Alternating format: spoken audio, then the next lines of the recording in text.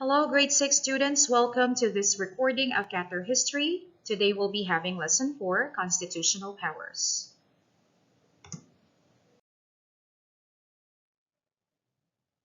So let's begin by going through our objectives right here. So at the end of the lesson, you should be able to first analyze some articles of the Qatari Constitution.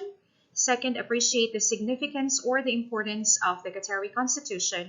And last, abide by the laws and regulations in your daily life. So in this lesson, we're also going to discuss about the different concepts concerning general budget and the Qatari courts. And the value that you will learn would be that of participation in political activities provided by the state. So let's go to our enrichment activity right here, think and answer. At this point, you should have your book and your pencil ready with you, and you will answer side by side as we discuss each item.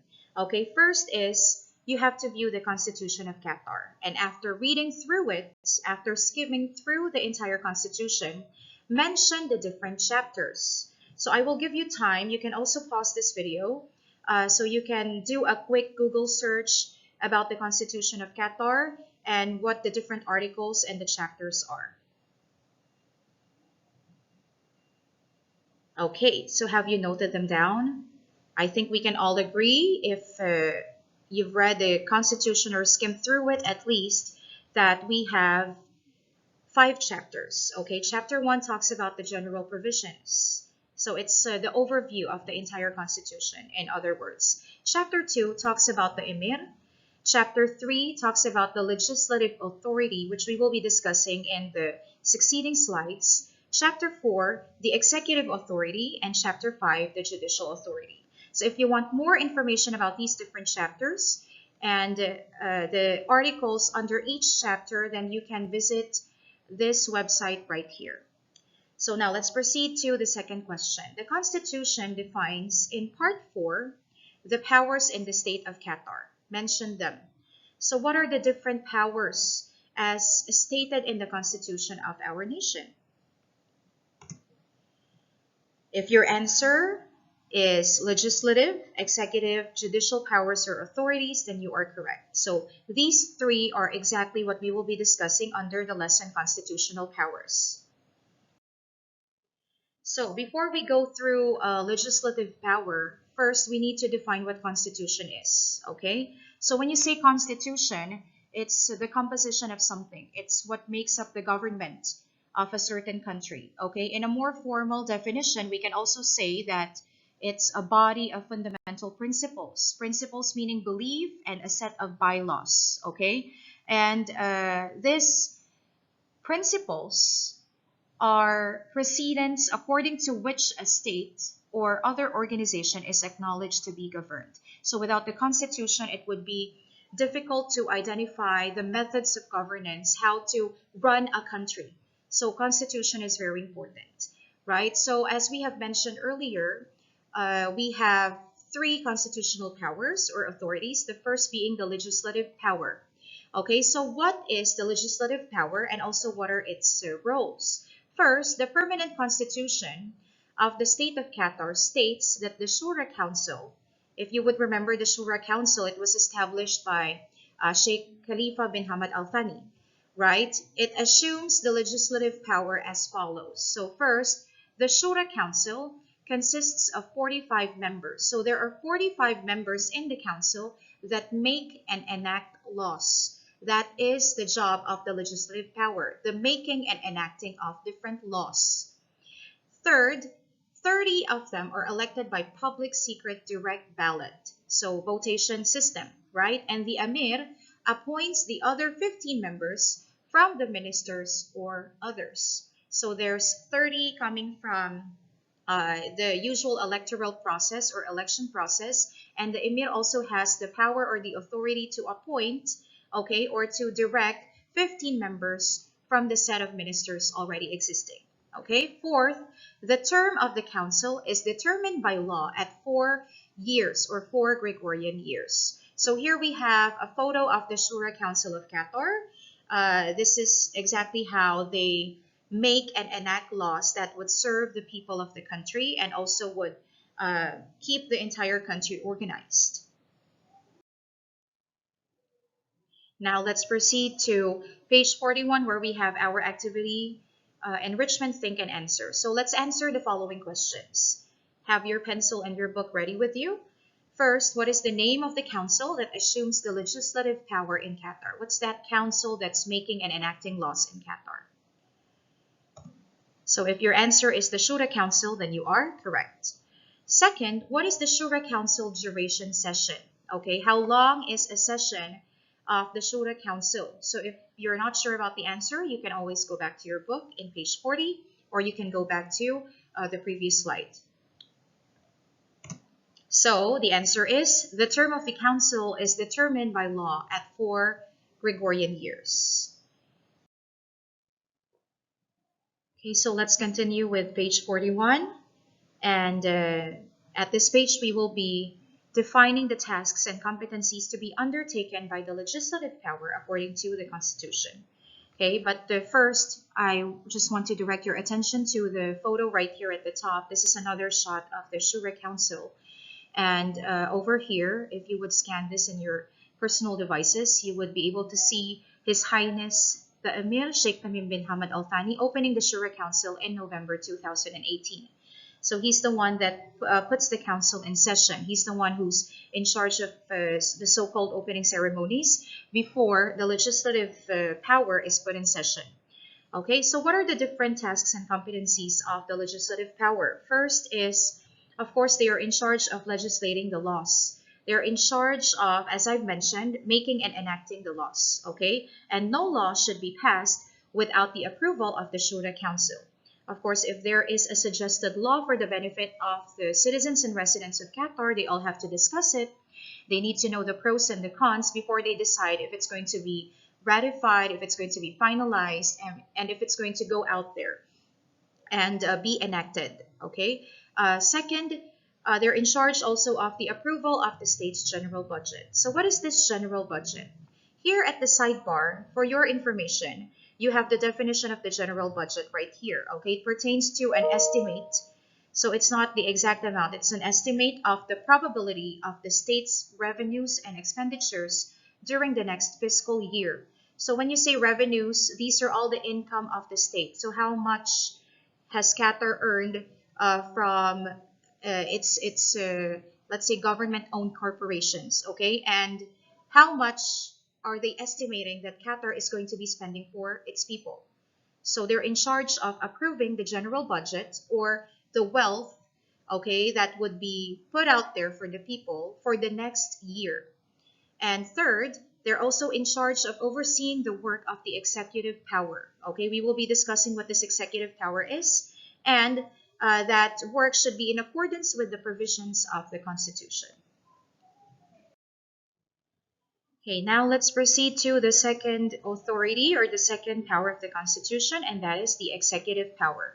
So from the root word execute, okay, the executive power is in charge of putting a plan, an order, or course of action into effect, okay?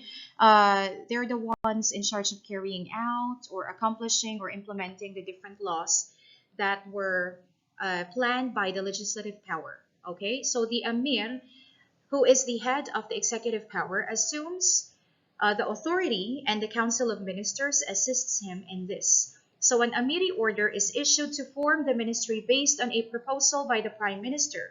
The Council of Ministers is the supreme executive body, meaning they're the highest in the hierarchy of governance, and they're responsible for all internal and external affairs within it. So when you say internal affairs, these are the affairs of the state, okay, the different things that they have to do within the state of Qatar. When you say external affairs, it has something to do with affairs outside of the country, okay, the relationship between Qatar and the other countries, they're also in charge of that.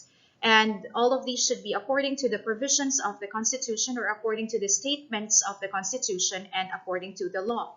So the most important of these competencies or tasks are as follows. First, the executive power is in charge of supervising the implementation of laws and decisions. Okay, so why is this important to mention? It's because even if you have a law on paper, even if it's approved and ratified, but no one is actually implementing it, okay, then it's not going to take into effect.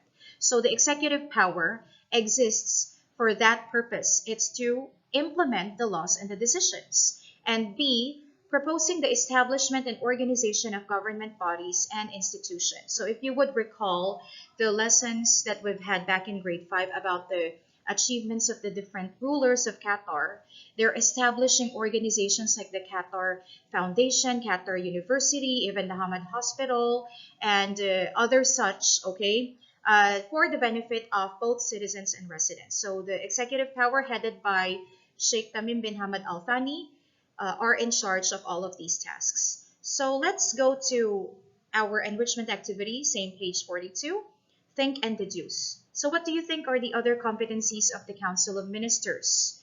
So you can search about this in the website I've given you in the previous slide, okay, or you can do a quick Google search and then write down your answer in your book.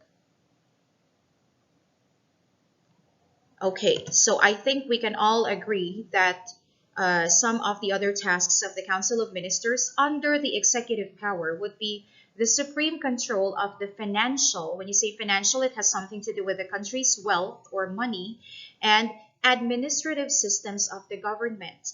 Administrative meaning the rulership of the country, okay, how to, go about the day-to-day runnings of a country. And also they're in charge of the approval of economic projects or projects that would ensure that Qatar is gaining some revenues, and also how to implement these economic projects. So they have a lot of work in their hands, the executive power and the legislative power both. So now let's go to the third constitutional power or authority, and that is the judicial power. So the judicial power is independent, meaning it stands on its own and is assumed by court of different types and levels. So when we talk about court, we automatically think of justice, okay, carrying out justice in the name of the law. So they issue their verdicts or decisions according to the law and issue judgments in the name of the Emir. So the Supreme Judiciary Council was established or built in 1999 with the aim of supervising the work of the courts.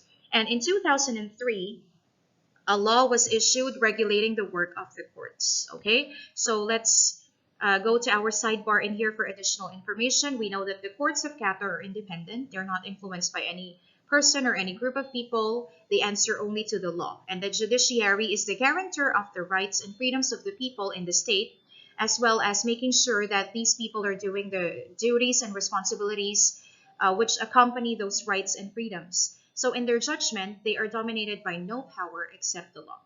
So now let's go to our enrichment think and answer. Page 43, have your pencils ready and your book ready with you.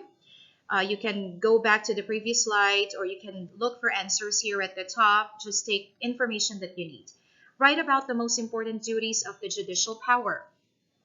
So remember that the judicial power is responsible for dealing with all the legal cases involving the government, right? So apart from that, what are the other specific duties of the judicial power? So here you go, ensuring that access to justice shall be guaranteed to all people. So equality in terms of access to justice, right? Conducting public prosecutions in the name of the people and in the name of the Emir. Supervising law enforcement, making sure that there's organization, there's orderliness in the entire state, okay, by enforcing the law itself and ensuring the application of criminal laws. So please make sure that you jot this down on page 43 of your book. Now let's go to the efforts of the leadership of the state of Qatar in building the state. Okay, so of course we know that we have an effective leadership in this country, but what are the specific efforts, okay, that this leadership is doing in terms of building and developing the state? Okay, so these efforts have focused on the following aspects. First, the leadership of Qatar has invested in the Qatari human resources and qualifying them to serve their country in all fields. Okay, that's why we have Qatari and of course Qatar residents working together to build the state and develop the state in different fields. Okay, what fields are these? In terms of education, law, in terms of public service, okay, health, and other such. Okay, so they all work together for the establishment and development of the state. B, the efforts of leadership also consist of carrying out projects and initiatives aimed at developing the state and implementing development plans. So if you would recall the Qatar 2030 vision, okay, the human, social, environmental goals of Qatar, okay, these are all efforts of the leadership of the state. And C, building positive relationships with all countries of the world. So not only is the leadership of Qatar concerned with what's happening inside the country, meaning internal affairs, it's also concerned about what's happening outside. Okay, it's part of its role is to ensure that it has good working relations with other countries and with other leaders of these countries. Now let's go to enrichment, think and answer. Write or demonstrate with evidence, so you have to prove your answer, the interest of the leadership of the state of Qatar in the Qatari people. Okay, so here's your keyword. What is their plan? Okay, or what is their interest in terms of developing the state through the Qatari people? So you can find your answer here at the top. Which letter is it, do you think? Is it A, B, or C? Okay, so if your answer is letter A, investing in the Qatari human resources and qualifying them to serve their country in all fields, then you are correct. Okay, so please make sure that you jot this down on page 43 of your book. So that's it for lesson 4, constitutional powers. If you have any questions about this lesson, if you want more information, just please note your questions down in EIS portal. Thank you, and I will see you in the next video.